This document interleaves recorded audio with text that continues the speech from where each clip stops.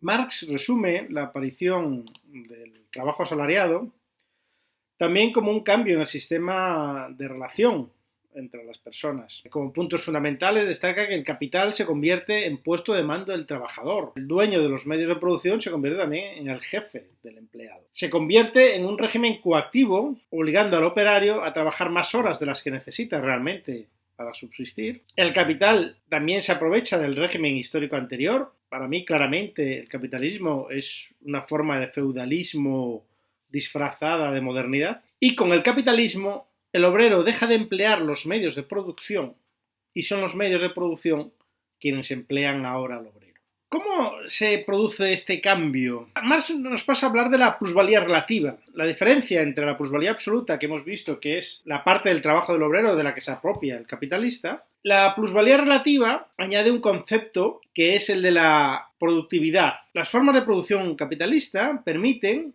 apropiarse aún más del trabajo del obrero y es lo que va a llamar la plusvalía relativa. La forma en que se apropia de este trabajo es básicamente de dos maneras. Una de ellas es que la propia producción capitalista permite que los medios materiales para la subsistencia del obrero sean más baratos, porque el capitalismo industrial produce mercancías más baratas. Teóricamente, este obrero podría trabajar menos, pero no lo hace. Sigue trabajando lo mismo y este plus de trabajo excedente, de trabajo gratuito, también se lo apropia el capitalista. La otra manera es aumentando la productividad. El capitalismo, cuando nace, vive en un sistema que denominamos gremial. Hasta entonces, los trabajadores de las ciudades se asociaban en gremios. Estos gremios tenían unas normas bastante estrictas y regulaban todo lo que son las actividades económicas dentro de esa ciudad. O incluso había normativas a nivel estatal. El sistema gremial protegía mucho, digamos, a los trabajadores de alguna manera, pero también impedía la competencia. No daba licencias a cualquiera para poder ejercer una profesión. Parece ser que es cierto que hay una anécdota de un inventor que apareció en Danzig, en lo que es actualmente Polonia, con un sistema para un telar automático y este hombre acabaron asesinándolo porque los propios hilanderos de la ciudad no querían perder sus trabajos, ¿no? Es decir, era un sistema bastante estático y bastante limitado. En un gremio había un maestro que era el dueño, digamos, del taller, del negocio. Se empezaba trabajando como aprendiz, se pasaba después de una época de formación hasta oficial y luego podías obtener un título de maestro a su vez para poder ejercer la profesión. Los gremios solían limitar el número de oficiales que podían tener un maestro para evitar precisamente que alguien tuviera preeminencia sobre el resto de los asociados al gremio. El capitalismo rompe legalmente este sistema, primero contratando obreros libres fuera del gremio, fuera del convenio que los protegía del gremio, y luego incorporando métodos de producción basados en la cooperación, en lo que llama Marx la cooperación, y en la división del trabajo. La característica principal del gremio es que podías entrar como aprendiz y a lo largo de tus años de formación aprendías todo el oficio y te convertías finalmente en un maestro que podía montar su propio taller. Lo que hace el capitalista en primer lugar es dividir el trabajo que se va a hacer en diferentes partes que pueden hacer personas sin formación y que son fácilmente sustituibles. Es la aparición de lo que Marx llama la manufactura, antes de la introducción del maquinismo. También el capitalista contrata un número de asalariados mucho mayor de lo que podía permitirse un maestro, no los convierte ni en oficiales ni en aprendices, simplemente en operarios que reciben sus instrucciones, y él mismo, el capitalista, se libera del trabajo manual. Porque una de las características del gremio es que el maestro también trabajaba manualmente, dirigía el taller, pero él también aportaba su trabajo manual. Como el capitalista, el dueño de los medios de producción, el dueño del capital, se arroga directamente la función de dirección. ¿No? Esto es una de las características que todavía hoy se mantienen.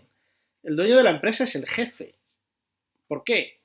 ¿Es el más cualificado? ¿Es el que está mejor preparado? ¿Es el más hábil? ¿Es el que tiene más experiencia? No siempre, incluso la mayoría de las veces no es así. Pero es el que da las órdenes. Es decir, la propiedad de los medios de producción te convierte automáticamente en la autoridad para dirigir al resto de los obreros que tienen que atender tus órdenes, sin oponerse a ello. Es decir, se vende al obrero una idea de planificación, pero en el fondo es una idea de autoridad, de jerarquía. Y esta autoridad siempre tiene un carácter despótico. En primer lugar, el capitalista se exime del trabajo manual, luego contrata a obreros para controlar a otros obreros, creando así también una jerarquía de jefes y oficiales para el control dentro de la fábrica. Marx entiende además que la mayoría de estos cargos sobran, no son productivos. El agricultor que trabaja su propio terruño no necesita a nadie que lo vigile. ¿Por qué? Porque todo va para él. Y en el fondo, para Marx, la alta dirección es un faux frais, que dice, un gasto inútil, un gasto innecesario. En cambio, los economistas liberales defienden lo contrario. Dicen que no, que es el capitalista y su visión general, su liderazgo, el que organiza el trabajo, ¿no? Pero dice Marx, el capitalista no es tal capitalista por ser director industrial, sino al revés. Es director industrial por ser capitalista, por ser dueño de la empresa. Y el alto mando sobre la industria se convierte en atributo del capital. Como en la época feudal era un atributo de la propiedad territorial, el alto mando de la guerra y el poder judicial.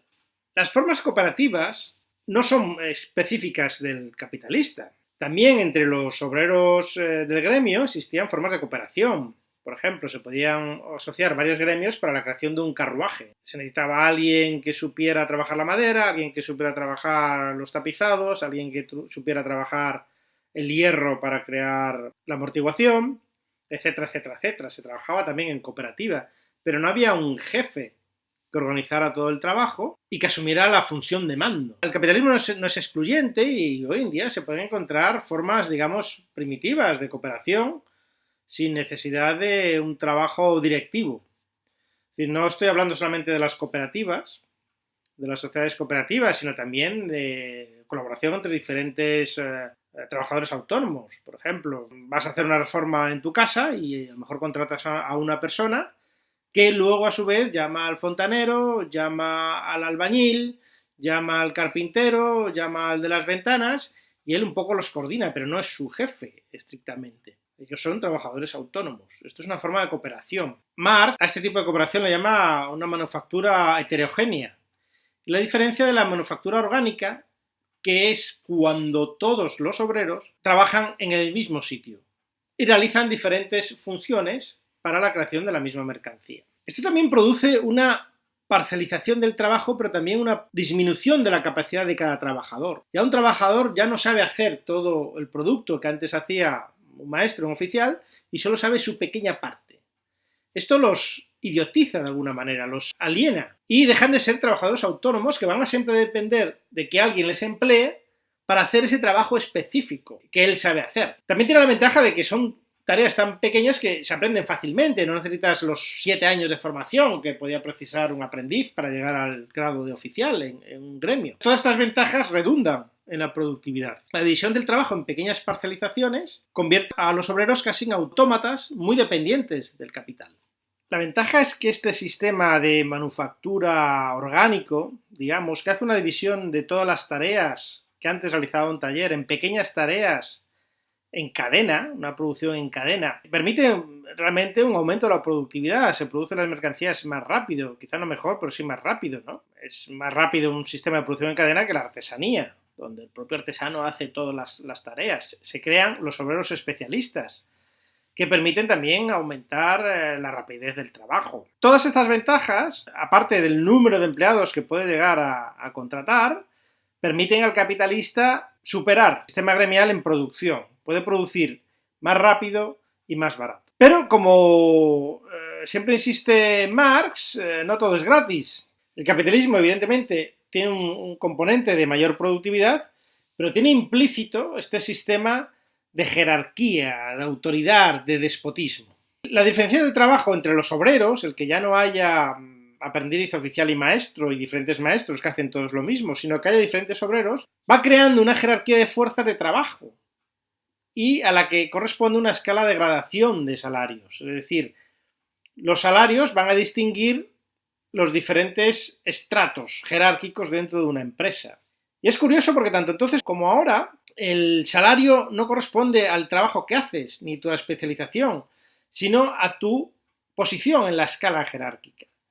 Por ejemplo, un controlador, que es una persona que va con un cuadernito y con un bolígrafo apuntando el tiempo que tarda un operario en hacer determinada tarea, cobra más que el propio operario. Sin embargo, el trabajo de apuntar con un boli y con un reloj es mucho más sencillo, realmente lo podría hacer cualquiera. Es un trabajo muy poco cualificado, que además no tiene un gran desgaste ni intelectual ni material, y por sí es muy codiciado, con lo cual se podría ofrecer un salario muy bajo y mucha gente lo aceptaría. Pero no, lo que sucede al contrario es que este trabajador, casi como un ejército, como es un cabo y no un soldado raso, ya gana más que el otro. El trabajo es muy sencillo y lo podría hacer cualquiera. Aparecen dos de las grandes contradicciones del capitalista. Por un lado, el capitalista defiende la libre competencia, la libre empresa y la libre competencia entre las empresas. Pero curiosamente, dentro de su propia empresa no admite la competencia. Lo que quiere es que todos le obedezcan, no que uno destaque y que sea más hábil y que pueda prosperar en la escala jerárquica de la empresa. No, él quiere sumisión. Y lo mismo sucede con el tipo de sociedad que propugna. El capitalista, como quiere romper el corsé del gremio y también de las relaciones feudales de la nobleza y del clero, pugna por una sociedad democrática. Democrática es decir, que él tenga acceso al poder político que antes él estaba dando. O sea, es un liberal en el sentido político porque quiere libertad. Libertad de empresa, libertad de movimiento, libertad de trabajo. Y esto está muy bien. Pero dentro de su empresa es todo lo contrario. Dentro de su empresa se comporta como un señor feudal. Es decir, lo que pide para la sociedad no lo aplica en su propia empresa. Y esto, señores, sigue siendo así. Estamos acostumbrados porque hemos nacido en este medio, pero resulta chocante. Hoy en día nos resultaría inconcebible, para los que vivimos en países más o menos democráticos, aceptar tiranos, aceptar que alguien nos diga lo que tengamos que hacer, o que nos recorte nuestros derechos personales, las cosas que pensamos o las que decimos, y sin embargo lo asumimos con absoluta naturalidad cuando entramos a trabajar en una empresa donde la libertad de opinión no existe, donde la libertad de autoempresa tampoco existe, donde las libertades civiles, digamos, se ponen en suspenso durante 8 horas al día en función del sistema capitalista. Marx lo expresa muy claramente en este párrafo. Dice así: por eso, la misma conciencia burguesa que festeja la división manufacturera del trabajo, la anexión de por vida del obrero a faenas de detalle y la supeditación incondicional de esos obreros parcelados al capital, como una organización del trabajo que incrementa la fuerza productiva de éste, denuncia con igual clamor todo lo que suponga una reglamentación y una fiscalización consciente de la sociedad en el proceso social de producción, como si se tratase de una usurpación de los derechos inviolables de propiedad, libertad y libérrima genialidad del capitalista individual. Y es característico que esos apologistas entusiastas del sistema fabril, cuando quieren hacer una acusación contundente contra lo que sería una organización general del trabajo a base de toda la sociedad, digan que se convertiría la sociedad en una fábrica. Es decir, el capitalista, como miembro de la sociedad, quiere tener parte del poder político, pero como empresario no quiere que sus obreros tengan parte en la organización del trabajo o en la redistribución de los beneficios de la empresa. Esta es una de las grandísimas contradicciones del capitalismo y que vivimos todos los días.